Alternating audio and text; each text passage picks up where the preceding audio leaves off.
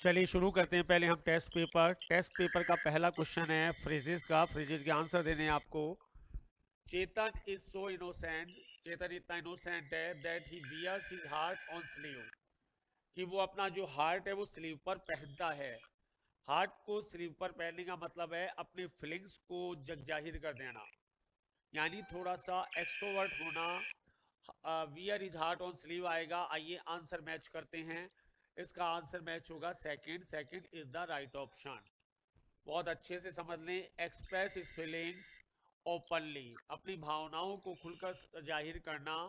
Wear his या हराट on sleeve, यानी कोई हाइड नहीं कर रहे हो आप, कोई कंसील नहीं कर रहे हो आप, जो भी है दिल में वो बता दिया लोगों को, वो वियर हार्ट ऑन स्लीव आएगा। सेकंड पर आइए। His friend beats the boy to pay off old scores, उसके दोस्त उसकी पिटाई करते हैं लड़के की पे ऑफ ओल्ड स्कोर करने के लिए, पुराना हिसाब किताब चुकता करना, या दुश्मनी निकालना, या बदला और प्रतिशोध लेना। आइए आंसर के पास चलते हैं। आंसर मैच करेगा second, to take revenge. Revenge का मतलब बदला। इसके 8 वर्ड करेंगे टोटल, 2 इसके ग्रामर ऑफ पॉइंट हैं। बदला लेना या प्रतिशोध लेना, पे ऑफ ओल्ड स्कोर आएगा, टू टेक रेवेंज, यानी किसी दुश्मनी निकालना, जैसे अपन देखते हैं बदला लेने के लिए पिटाई कर दी, that is pay off old scores. Third question पर आइए। To beat about the bush. Beat about the bush का मतलब होगा बुश यानी झाड़ियां, बीट यानी उसकी पिटाई करना। कोई स्नैक है, सांप है, वो झाड़ियों में चला गया, अब आप बुश को पीटते रहिए। बीट अबाउट बुश का मतलब होगा फालतू की बात करना, इधर उधर की बात करना, मेन मुद्दे को छोड़कर उससे अलग हटके बात करना, beat about the Bush.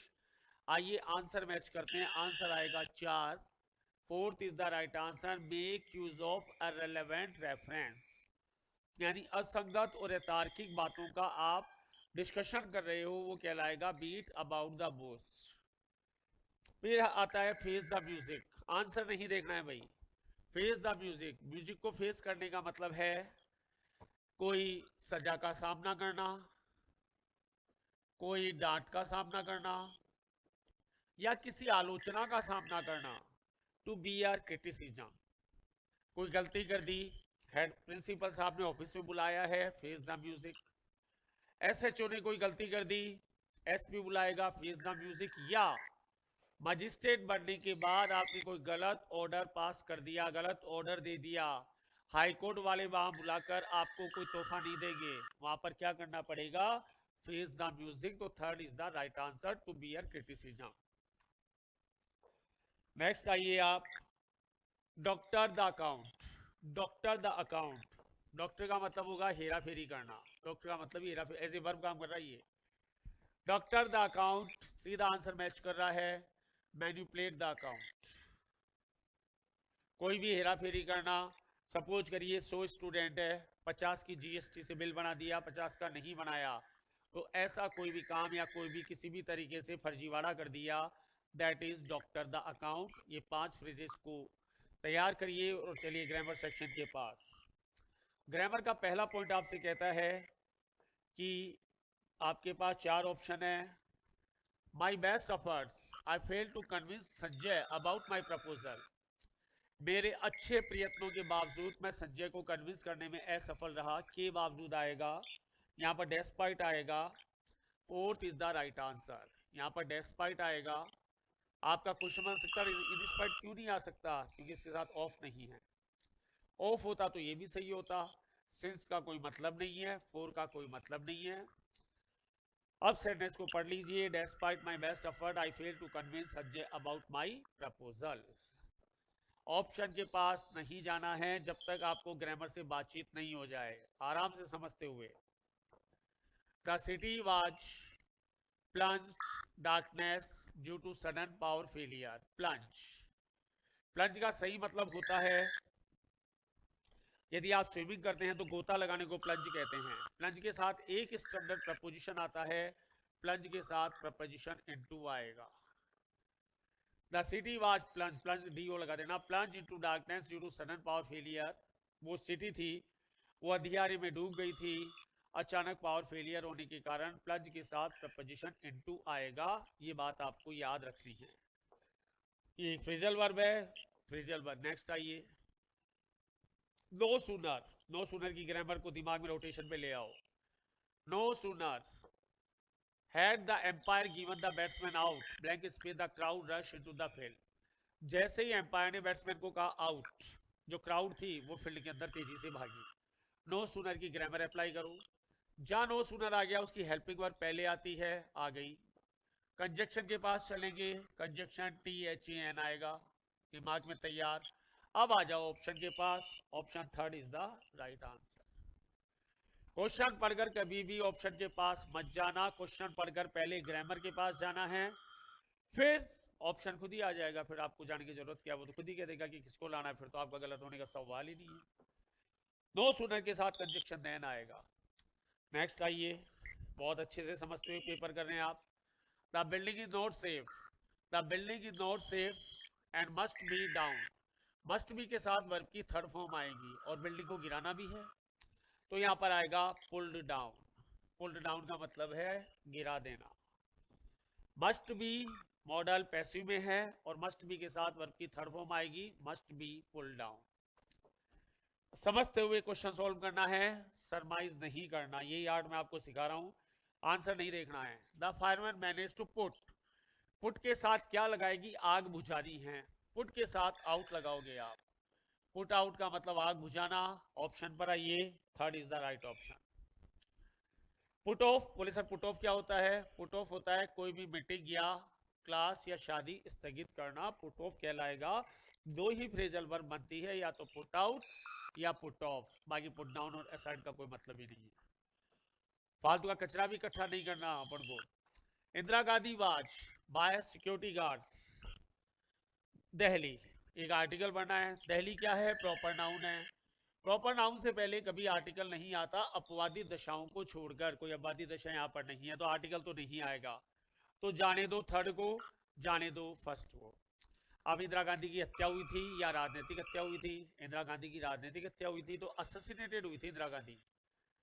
Second is the right answer. Indira Gandhi was assassinated by her security guards in Delhi. राजनीतिक हत्या बेनजीर भुट्टो की, राजीव गांधी की और इंदिरा गांधी का असैसिनेटेड हुआ था। असैसिनेटेड यानी राजनीतिक पॉलिटिकल रीजंस के कारण किसी को मार दिया जाए तो असैसिनेशन कहलाता है, मर्डर नहीं कहलाता। नेक्स्ट पर आइए, ग्रामर दिमाग में पहले से रोटेशन पर। I have not seen my father since I her. Since कहता है मेरे से पहले का वाक्य प्रेजेंट में, प्रेजेंट परफेक्ट में बिल्कुल है। बाद वाला वाक्य पास्ट में यानी V2 आएगा, ढूंढो V2 को। Came is the right answer. Since को आपने कंजक्शन में पढ़ा था। सिंस की ग्रामर क्या कहती है? मेरे से पहले वाला वाक्य प्रेजेंट परफेक्ट में और बाद वाला पास्ट इंडेफिनिट में।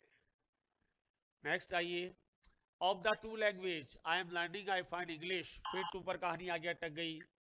टू यदि वाक्य में आ गया और उसके बाद CD लेनी है तो द के साथ आएगी, द और फिर कोई भी CD, तो the easier is the right answer. Question कैसे भी घुमा सकता है, उसकी मर्जी है घुमाने की। यदि वाक्य में टू आ गया और उसके बाद CD आई है तो वो CD बिना द के नहीं आएगी, वो द के साथ ही आएगी। यू शुड नॉट, दो ब्लैंक स्पेस भरने आपको। यू शुड नॉट, दो ब्लैंक स्पेस, एक फुट से पहले लगाना है, एक नॉट के साथ। फुट के साथ और हेड के साथ हमेशा बेयर आता है।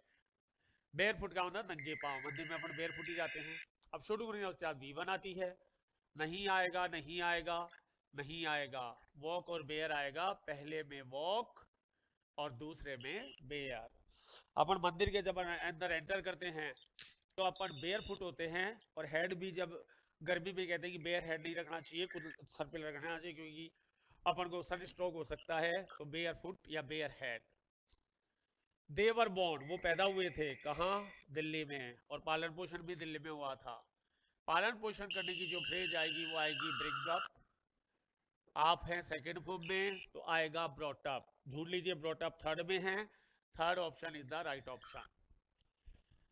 दे were born and brought up, ये काफ़ी जगह मैंने आपको पहले ही बताया था, इसमें दो कन्फ्यूजन करवा देता है। एक होती है ब्रिंग आउट। ब्रिंग आउट का मतलब होगा प्रकाशित करना, पब्लिश करने का सिमिलर फ्रेज है, प्रकाशित करना। ये दो ही आती है बोर्ड से, तीसरी कोई फ्रेजल वर्ब बनी नहीं है, ना अपन को बनानी है। एग्जाम किसको पसंद करता है भाई, हमारी कहानी है और अभी कहीं नहीं जाना है। पेरिलस सिमिलर वर्ड ढूंढना है, 5 सिमिलर वर्ड आ रहे हैं। पेरिलस उस दिन कर चुके थे, वापस कर रहा हूं मैं। Dangerous is the right answer. Perilous खतरनाक, दूसरा वर्ड भी कर लेना पारलस, तीसरा भी कर लेना प्रिकारियस। पी की पावर 3। वैसे तो इसका फॉर्मूला बहुत अच्छा है लेकिन मैं लिख नहीं रहा हूं। एक फॉर्मूला बताऊंगा आपको, ZEHI प्लस पी की पावर 3। जेही का जोखिम भरा खतरनाक पहला पहला प्यार। 7 वर्ड बताऊंगा एक साथ, लेकिन आज 3 पर ही कहानी को सलट दिया। ये चारों वर्ब हैं, ये तीनों एडजेक्टिव हैं, ये फर्क है और कुछ नहीं है। फिर चलिए, एफ्लुएंस। एफ्लुएंस का मतलब होता है पैसे वाला, एफ्लुएंस का मतलब होता है वैभवशाली।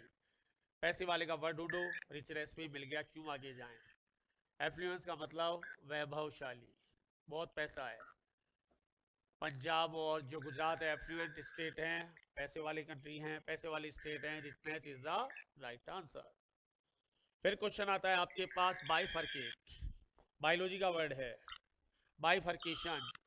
बाइफर्केशन का मतलब होता है ये रोड जा रही है साहब, ये रोड है, अभी आगे जाकर 2 भागों में बट गई, ये इधर भी गया और इधर भी गया, पार्ट ए और part B, divided into 2 parts. Bifurcation, bi का मतलब ही 2 होता है, बी के भी 2 शादियां करना, बाइफर्केट 2 भागों में विभाजित हो जाना। डिकैम्प, डिकैम्प के साथ प्रपोजिशन विथ आता है, इसने दिया नहीं यहाँ पर, जरूरत भी नहीं है। डिकैम्प का मतलब होता है कोई चीज साथ लेकर चले जाना, भाग जाना।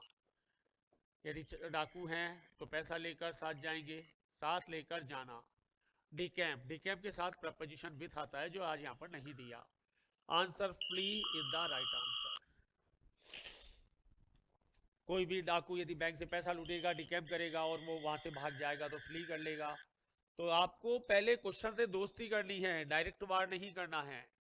एक्सोटिक का मतलब विदेशी, पराया, अजनबी, कुछ भी। यहाँ पर स्ट्रेंज भी बैठ सकता है, लेकिन एलियन के होते हुए हमें एलियन को ही करना है। पराया या विदेशी है एक्सोटिक, विदेशी है तो एलियन भी विदेशी होता है, वहां से आते हैं वो तो। हाँ ये नहीं होता तो आप स्ट्रेंज भी सही आंसर कर सकते थे, मगर इसके होते हुए आप सही आंसर नहीं करेंगे, ये एलियन करेंगे। एलियन का मतलब पराया भी होता है, विदेशी भी होता है, और आपका स्ट्रेंजर भी होता है। और यहाँ पर विदेशी है, और दूसरी बात है स्ट्रेंजर, और स्ट्रेंज दे रखा है अजनबी, अजीब सा। स्ट्रेंजर होता तो सोचते, क्योंकि एग्जेक्टिव का जो आंसर है एग्जेक्टिव में आता है, इसलिए एलियन देना सही है। तो ये हमारा प्रेजेंटेशन था 20 क्वेश्चंस को लेकर।